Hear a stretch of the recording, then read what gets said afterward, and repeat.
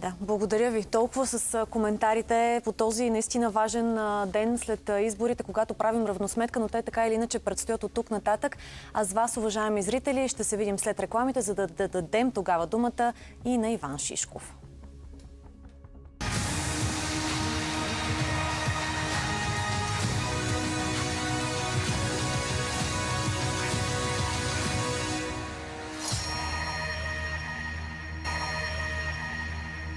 Здравейте с пресечна точка. Изборът на България е ясен.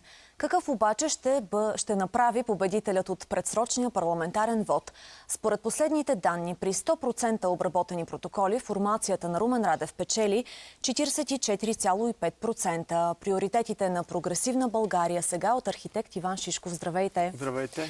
Има свръхочаквания към вас. Предполагам, видяхте и нашите коментатори и въпросите, които зададоха, но това не ви ли плаши, не ви ли притеснява по някакъв начин?